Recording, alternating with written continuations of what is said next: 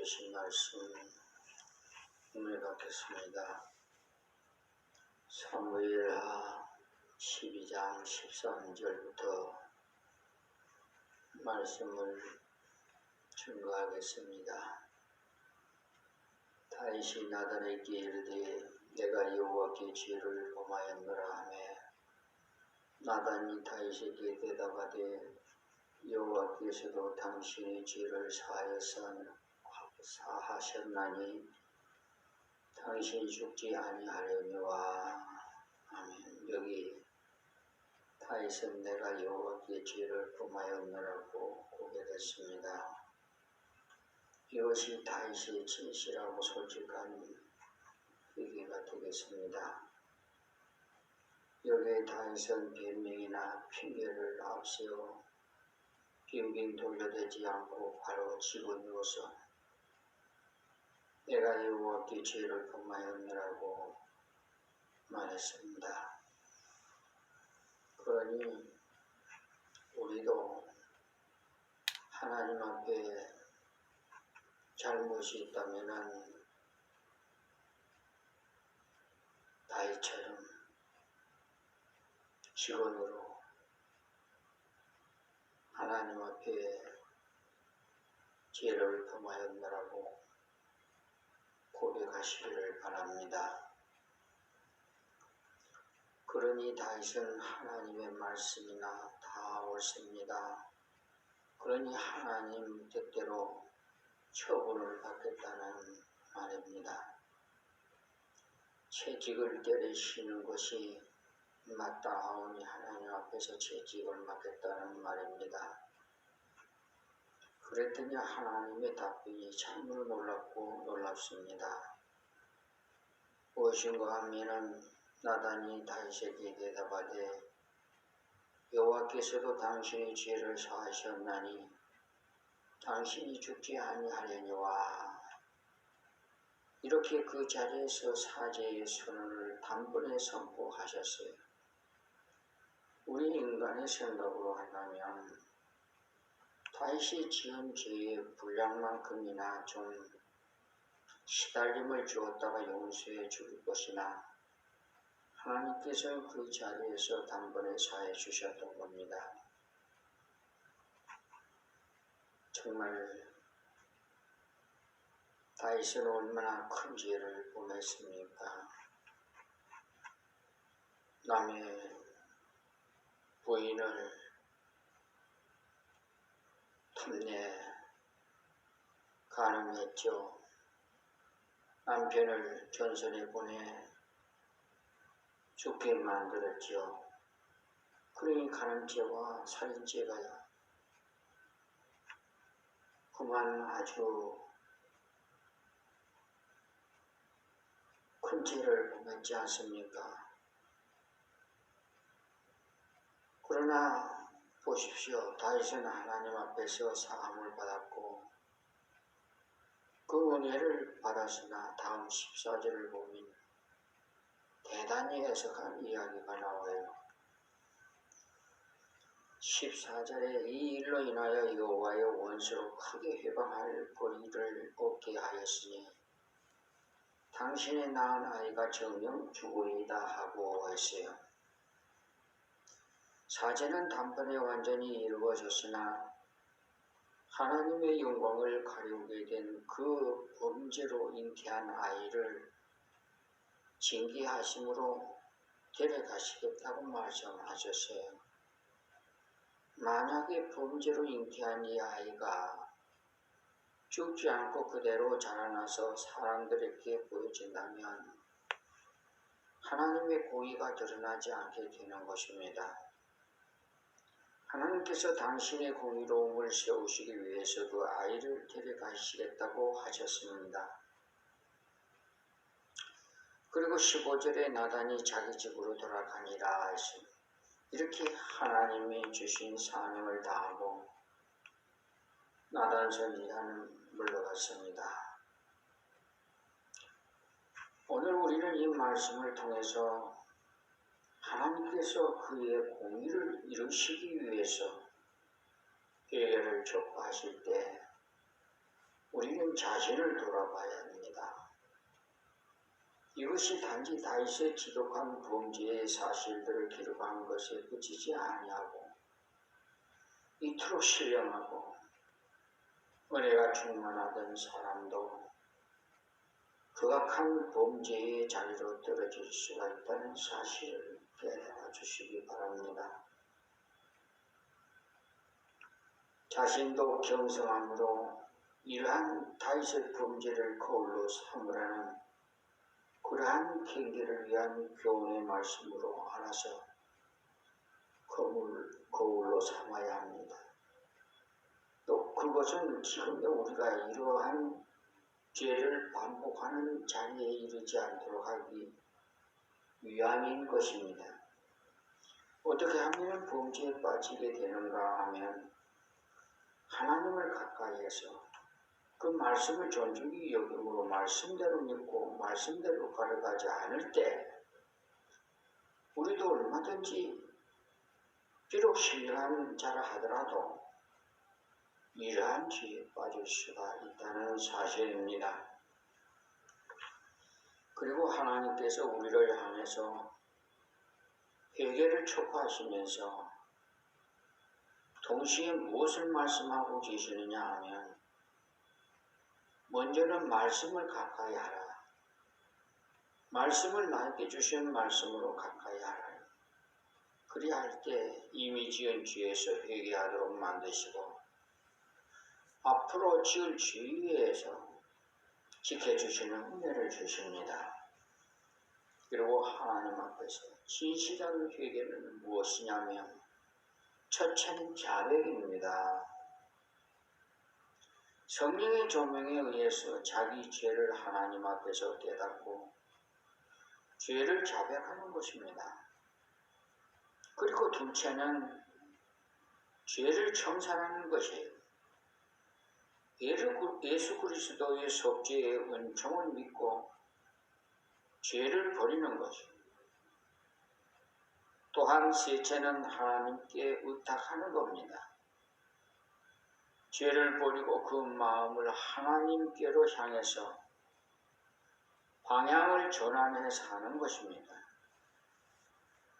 이 세 가지 과정이 있을 때 참 생명에 이르는 진실한 회개의 열매를 맺을 수가 있는 것입니다. 하나님께 죄를 자백하고 난 후에 또다시 그 죄를 반복하는 것은 회개에 합당한 열매를 맺지 못합니다. 죄를 자백하고는 그 죄를 버려야만 해요. 그리고 하나님께 자신을 의탁해서 하나님께 돌아가야 하는, 그리고 회개할 때 하나님께서 나에게 구원의 즐거움을 회복시켜 주시사 자원하는 심령을 주시기를 기도해야 하겠습니다. 그리할 때 참 회개가 이루어지는 것입니다. 그리고 회개의 결과를 주시는데 먼저 사죄의 은총을 베푸셨어요. 회복의 은혜를 베푸셨어요. 그러나 징책은 언약대로 이루어졌어요. 흉터는 언약대로 남아있게 되어 있습니다. 그러니까 이 말씀 기억하시고 하나님 말씀을 가까이 하고 하나님을 가까이 하고 하나님을 의지함으로 죄를 회개하는 자가 되기보다는 죄에 빠지지 아니하고 우리에게 주신 현재의 형편을 가지고 하나님의 뜻대로 걸어감으로 죄와는 저절로 멀어지게 되고 하나님과는 저절로 가까워지는 은혜가 되는 것입니다. 그리고 다음 절 말씀을 받겠습니다. 15절 말씀인데 우리아의 처가 다윗에게 난 아이를 여호와께서 치심에 심히 앓는지라. 하나님의 공의가 나타났다는 말씀입니다. 그러니 인생에 그 죽고 사는 것과 병이 들고 낫는 것이 다 하나님의 손아래 있다는 사실을 분명히 알 수가 있습니다. 그러니 우리가 병이 들었을 때나 가난할 때나 몸이 피곤할 때나 언제든지 온갖 것을 갖고 하나님 앞에 나가야 하는 것입니다. 왜냐하면 하나님께서 병이 들게도 하시는 분인지라 낫게도 하실 것이 분명하기 때문에. 그리고 16절에 다윗이 그 아이를 위하여 하나님께 간구하되 금식하고 안에 들어가서 밤새도록 땅에 엎드렸으니 지금으로 말하면 다윗이 철야 기도와 금식 기도를 했다는 이것이야말로 정상적인 철야 기도와 금식 기도인 겁니다. 우리가 철야 기도나 금식 기도를 세상적인 이기심으로 해서는 헛된 수고만 하게 되는 거예요. 그러니까 아무런 의미를 지니지 못한 겁니다. 너무나도 문제가 심각해서 아무리 잠을 자려고 해도 잠이 오지 않는 것은 하나님께서 전폭적으로 깨어 기도하라시는 신호문인 줄로 알아서 자연스럽게 철야 기도를 하게 되는 것이 올바른 철야 기도의 배경이 되겠습니다. 또한 그 문제를 두고 기도할 때 너무나 괴롭고 도저히 해결할 길이 어려워서 음식을 먹을 생각조차도 전혀 없을 정도로 문제가 심각해질 때 바로 이것은 하나님께 겸손히 매달려 간구하라는 신호인 줄로 아시고 음식을 끊고 하나님께 특별 기도를 하고자 하는 것이 자연스러운 금식 기도의 올바른 배경이 되겠습니다. 그러나 이럴 때도 흔히 잘못 생각해서 하나님께서 나의 철야 기도와 금식 기도를 봐주셔서 나의 기도를 들어주실 것이다 하는 분이 들어있는데 천만의 말씀입니다. 금식과 철야를 전제로 해서 기도를 들어주시는 건 절대 아닙니다. 금식은 나를 쳐서 복종시키는 것이고 나의 연약과 부족을 하나님 앞에 내놓는 것입니다. 그러므로 올바른 금식을 할 때는 저절로 회개와 믿음과 간구 등이 따르는 것이죠. 여기 다윗의 기도 자세가 얼마나 자연스럽습니까? 이 아이가 심히 아픕니다. 우리가 자녀들이 병으로 심히 아프면 부모는 잠이 잘 오지 않고 거기다가 아이가 숨이 곧 넘어가는 죽을 순간에 이르면 어떻게 그런 아이를 두고 옆에서 음식을 먹을 수가 있겠느냐 말입니다. 그러니 저절로 입맛이 떨어질 정도니 여기에 다윗의 자세가 참으로 자연스럽다는 말이에요. 14절에 하나님 말씀에 경고가 있었으나 그 어린 생명에 대하여 끝까지 하나님의 긍휼을 바라는 마음으로 엎드려 간구하는 겁니다. 그렇습니다. 우리는 다른 것은 몰라도 생명에 관한 문제는 끝까지 하나님께 간구할 필요가 있습니다. 하나님의 말씀이 분명히 나타나 있을지라도 생명에 대해서는 끝까지 하나님의 긍휼을 베풀어 주시기를 기도해야 하는 겁니다. 여기에 다윗의 자세는 합당한 것이 다른 문제를 가지고는 우리가 하나님의 뜻을 깨달을 때는 기도해야 할 필요가 없어요. 그러나 생명 문제에 대해서는 끝까지 구하는 것이 옳습니다. 왜냐하면 죽는 것을 통해서 뜻이 깨달아지며 그때는 완전히 결정이 되니까 생명 문제는 끝까지 기도해야 하는 다윗이 그 때문에 이때 계속 기도했습니다. 이래서 다윗은 하나님의 뜻에 굴복하는 것을 배우게 되었어요. 17절 말씀에 그 집에 늙은 자들이라고 했는데 이 말씀은 그 당시에 다인 옆에서 일을 돌봐주는 소위 모사로서 요사이로 말하면 비서진들입니다. 이들은 경험이 풍부하고 다이왕을 위해서 훌륭한 상담자의 역할을 잘 해오는 늙은 노인들입니다. 곁에 이르되 다윗을 일으키려 하되 왕이 듣지 아니하고 저희로 더불어 먹지도 아니하더라. 이 훌륭한 노인들이 다윗을 위해서 음식을 권하고 일으키려고 해도 듣지를 않았다는 말이에요. 금식하며 계속 엎드려서 사람을 바라보지 않고 하나님의 궁일만을 바라봤던 겁니다. 다윗의 금식과 철야가 자기의 비천과 그 온전한 포기의 뜻으로 하나님께 나아갔다는 말, 이것이 바로 참다운 금식과 철야 기도의 목적이 되겠습니다. 우리 성도가 범죄함으로 하나님과 교통이 되지 않을 때 어떻게 하면 교통이 회복될 수가 있느냐에 대해서 야고보서 4장 7절부터 상고해 보도록 하겠습니다. 그런즉 너희는 하나님께 순복할지어다. 마귀를 대적하라. 그리하면 너희를 피하리라. 7절에요. 하나님을 가까이 하라.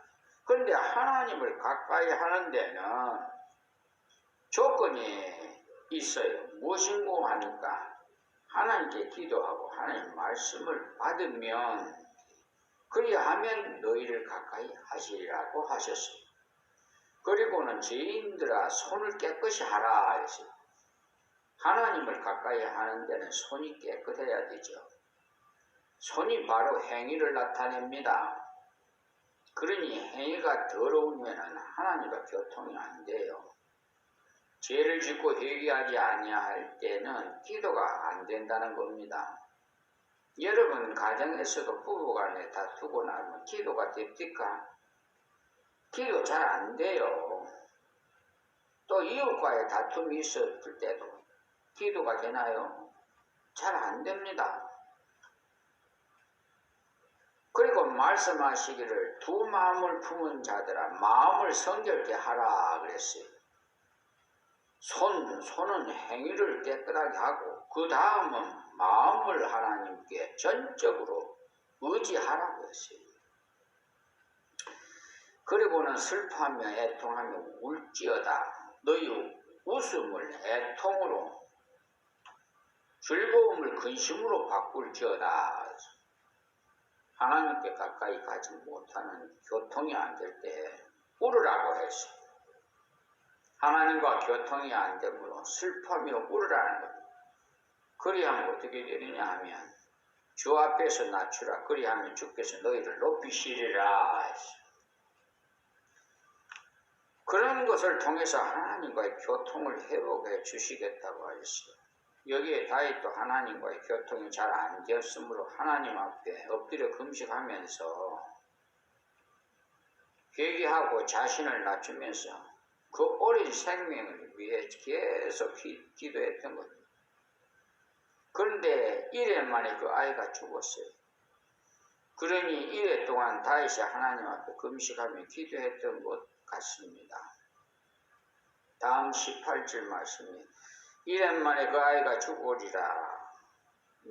그러나 다윗의 신복들이 아이의 죽은 것을 왕에게 고하기를 두려워하니 이는 저희가 말하기를 아이가 살았을 때 우리가 말하여도 왕이 그 말을 듣지 아니하셨나니 어떻게 그 아이의 죽은 것과 고할 수 있으랴.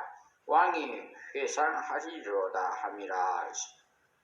신복들이 생각해 아이가 살아있을 때도 이 아이 생명을 위해서 음식을 전폐하고 일어나지도 않고 다윗이 밤새도록 땅에 엎드려 기도만 했는데 지금 이 아이가 죽었다는 소식을 들으면 다윗 왕이 졸도하거나 영영 죽지 않겠나 생각하여서 아무도 이 소식을 들고 스스로 임금에게 전해주고자 나서지 않았어요.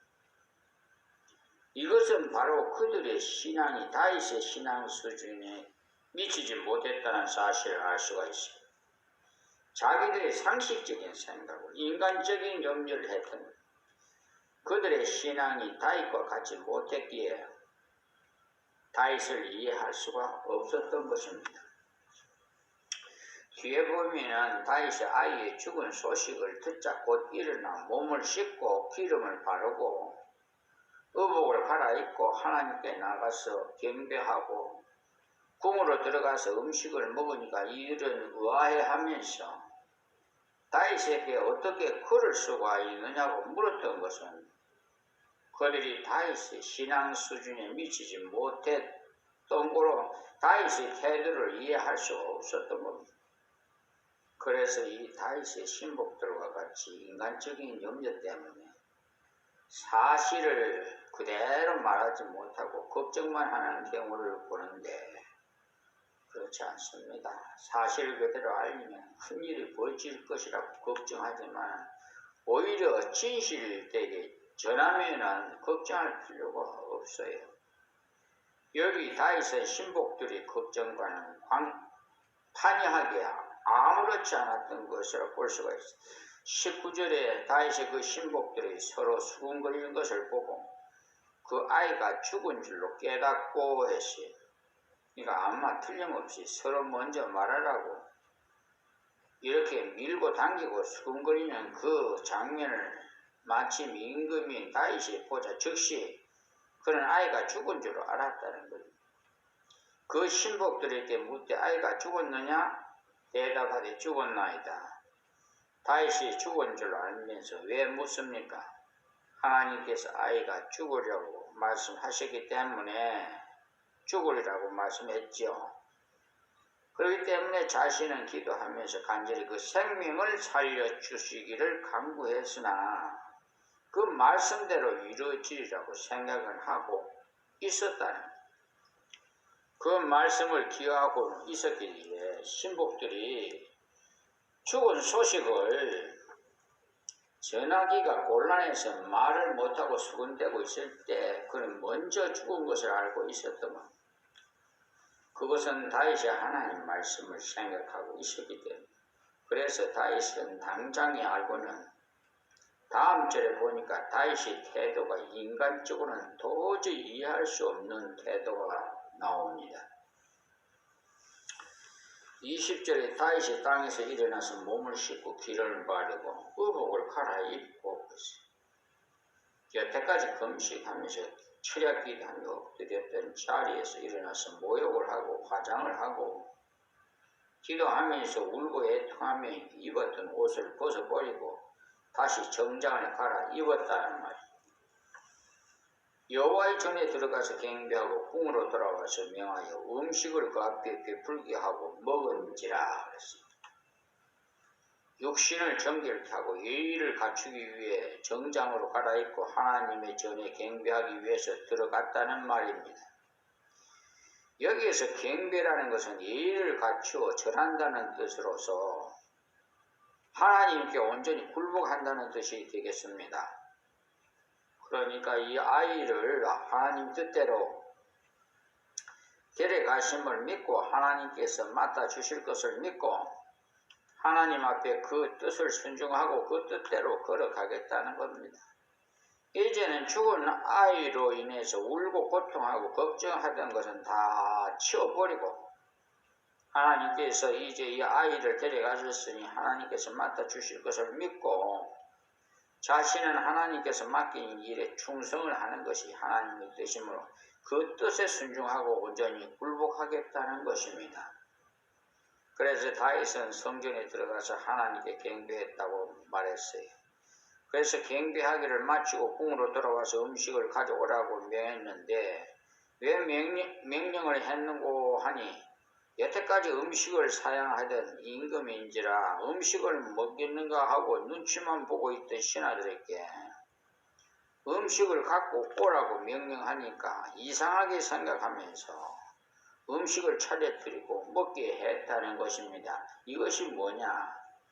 다윗이 정상적인 생활로 돌아왔다는 하나님의 행하신 일을 순종하기로 굴복했다는 하나님 말씀대로 성취된 것을 하나님 말씀의 권위를 믿음으로 하나님 앞에 굴복하기로 결심하고는 하나님께로 돌아왔습니다. 그래서 생활 속으로 돌아왔다는 건데 이것이 바로 하나님의 뜻인 겁니다. 지금도 어떤 사람들을 보면은 지나간 과거에 비참했던 일로 인해 가지고 늘 슬퍼하면서 그 슬픔에 사로잡혀 헤어나지를 못하고 하나님의 일을 활기 있게 못하는 것을 보는데 이것은 하나님께서 기뻐하신 바가 아닙니다. 여기에 다윗은 지난 일을 깨끗이 청산하고 하나님께로 돌아왔습니다. 그랬더니 그 신복들이 질문을 하기를 21절에 신복들이 왕께 묻되 아이가 살았을 때에는 위하여 금식하고 우시더니 죽은 후에는 일어나서 잡수시니 어찌미니까? 라고 했습니다. 인간적인 생각으로는 당연한 질문이 되는 거죠. 어린 신앙의 소유자로서 당연한 질문이 되겠습니다. 역경을 경험하지 못하고 하나님의 채찍의 고통을 맛보지 못한 자들로서는 알 수가 없는 일입니다. 하나님의 공의만이 아니고 하나님의 사랑을 믿는 자만이 이 사실을 이해할 수가 있는 것. 하나님의 공의가 실현돼서 이 아이는 죽었습니다. 그러나 하나님의 사랑은 남아있어요. 그러므로 다윗은 죽지 않고 살아서 하나님께서 역사하시도록 허락하셨으니까 하나님의 공의도 실현됐고 하나님의 사랑도 실현됐다는 겁니다. 다윗의 아이가 죽음으로써 하나님의 공의는 끝나게 되었고 이제부터는 하나님의 사랑 속으로 들어가 다시 음식을 먹고 하나님께로 돌아오기로 결심했다는 말씀입니다. 이것을 볼 때 하나님 앞에서 올바른 회개의 증거가 무엇인가? 바로 하나님의 뜻에 순종하는 것이 올바른 회개의 증표가 됩니다. 죄를 회개했다고 하면서 사람들 앞에서 울고 불고 하고는 돌아서서는 하나님 말씀을 듣지 않고 순종하지 않은 이것은 회개했다는 말만 한 것이지 올바른 회개가 아닙니다. 다윗은 그렇게 고통과 괴로움을 당하고도 하나님의 뜻에 굴복해서 생활 속에서 돌아갔으니까 이것이 바로 회개한 증표가 되겠습니다. 다음 절에서는 다윗의 간증이 나오는데요. 오늘 여기서 말씀을 맺겠습니다. 하나님 감사합니다. 오늘도 주신 말씀 은혜되게 해주시니 감사합니다. 우리가 진심으로 잘못을 자백하고 직언해서 하나님 앞에 용서를 비는 참다운 우리 하나님의 백성들이 되게 하여 주시옵소서. 악한 원수 마귀 사탄 귀신들은 우리를 미혹해서 자기들의 그 길을 원하면서 우리를 하나님과 대적하게 만들고 있습니다. 지금 이 사회가 혼란스러운 것도 다 악한 원수 마귀 사탄들의 역사로 말미암아 지금 이 사회가 혼란스럽습니다. 정말 이 시대에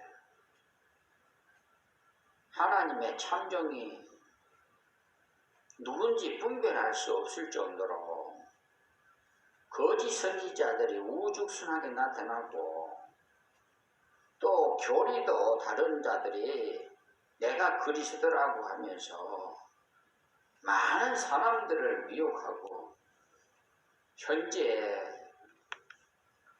어려운 말씀을 증거하면 오히려 은혜가 안 된다고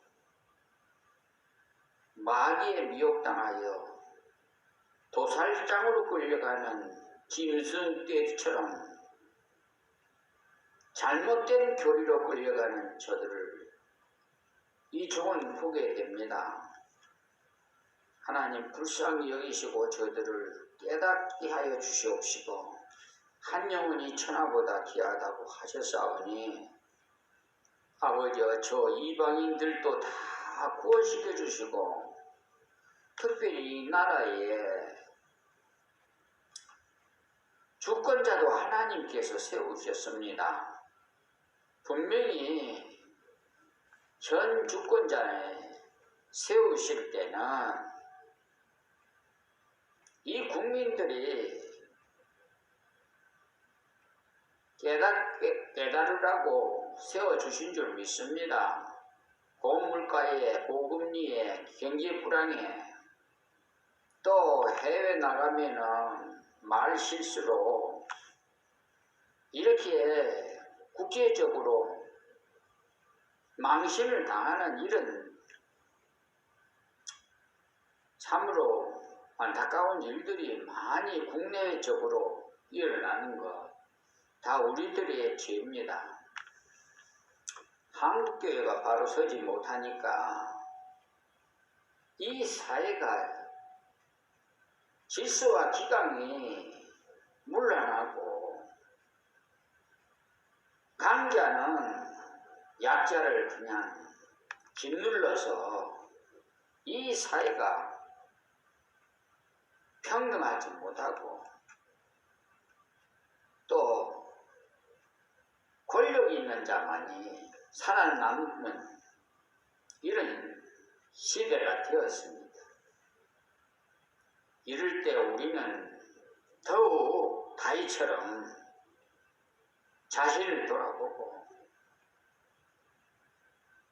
회개하고 금식하고 기도하는 우리 한국교회 모든 성도들이 되게 해 주시옵소서.